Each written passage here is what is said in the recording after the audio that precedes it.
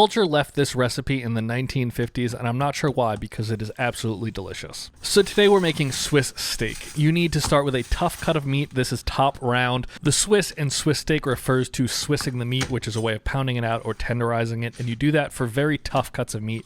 As you can see, this is very lean. It's a lot of congestive tissue, and on its own, it would not be a very great tasting piece of meat. So we're going to take this, cut it into some nice pieces, and we're going to pound this out super thin, almost like you're making a veal cutlet or any other kind of cutlet. And this is the part of the technique that is the Swissing. So that's where it gets its name from. That's really all you need to do to get the name of the recipe. But here's what we're looking for. It's pounded out probably double the surface area now. It still has a little bit of thickness to it, but it is much flatter and much more of a cutlet than it previously was.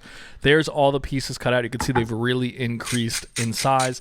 And now I'm just going to salt each side of them, and then we're going to dredge this through flour. That's it, just flour. It's not seasoned, nothing else, just a little salt on the meat before it goes in, but you don't need to egg wash it or do anything else. And now we're going to repeat that process on all of them. Give it a good little shake when you pull it out, but that's what you're looking for right there. Everything is fully covered, and that'll help give a little bit of browning and crust to this meat and just overall help with the cooking process. To cook these off, first we're going to add a little bit of oil into a Dutch oven. This is where I'm going to cook the whole recipe, so it only will use this one pot. And then we're just going to lay those down once that oil is hot. You want to see the bubbles start sizzling right away. You don't want it too hot though, because you don't want to burn any of this, because that burnt flavor will last throughout the dish since you're only using this one Dutch oven. But that's what you're looking for right there.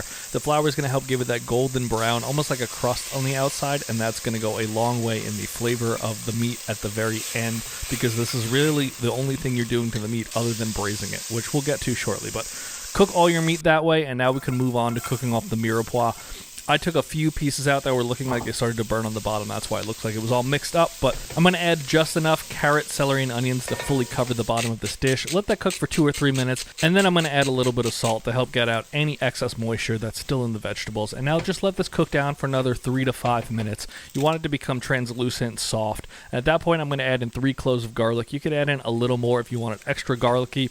Mix that all together, and now we're going to add beef stock. I like to use low sodium beef stock at this point, so this is my homemade beef stock. There's no salt added to it. You don't want this too salty, so try to make sure you're using any stock. If you don't want beef, you could add vegetable stock, that's fine, but you wouldn't be cooking a meat dish then. So if you're making this, add beef stock. Give that all a mix, and I'm going to let that reduce by about a quarter. Then I'm going to add in some tomato. This is a tomato passata, very smooth, not really overly seasoned. You can use crushed tomatoes if you want, a little more texture. And then we're going to add in 1 tablespoon of sugar, as well as 1 tablespoon of Worcestershire sauce, and mix that all together. That is all you need for this recipe. And once you get that mixed together, just let it come up to a simmer, and you're ready to add that meat back in. I'm also going to add about a 1/4 cup of water here, just so there's a little liquid to evaporate without it getting too thick, and then a good amount of black pepper. Taste it for seasoning, and I'm going to add a little bit of salt at this stage as well. And now when you add that meat in, you don't need to like fully bury it. Just put it in. If a little bit sticks out, that's fine. That will brown over the time, which will yield great flavor. But just get them in and make sure they're not really covering each other. They all have their own space, but if they're sticking out, that is totally fine. And now I'm going to throw the lid on this, and we're going to put this into an oven at 275 degrees Fahrenheit or 300 depending on how quickly you want this to cook, and let that go for about 1.5 hours to 2.5 hours, or until that meat is perfectly tender. Here we are at the 1.5 hour mark. I pulled it out just to see how we were doing.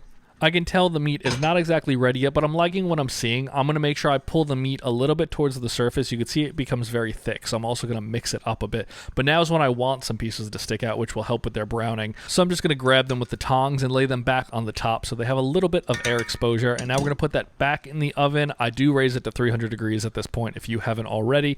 And we're going to leave it uncovered and let this cook for about 30 more minutes, and that should be all the time you need. After about another 30 minutes, here we are. I'm going to now test the meat, so I'm just going to grab it with the tongs and see if I could pull a piece off with my fork. That's the kind of level of tenderness you're looking for. Obviously, it's never going to get that tender because it's not a short rib or something that has a lot of fat in it to help it pull apart, but another 15 minutes later and it was ready. It did not pull apart easily with the fork at that first test. Now I'm just going to plate this up. Obviously, when you're eating this, lay this over like a pasta or rice, even mashed potatoes.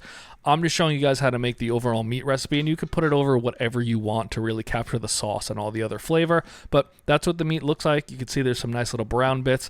You get the nice soft carrots, onions, celery. But let's dive in and let's actually taste it and see, is this even worth the effort in general? As you can see, it cuts so easily. I purposely used a butter knife here to show you how easily this meat cuts, but it does cut very easily. It is tender, not short rib tender, so don't think it's going to be like that, but the flavor itself is really good.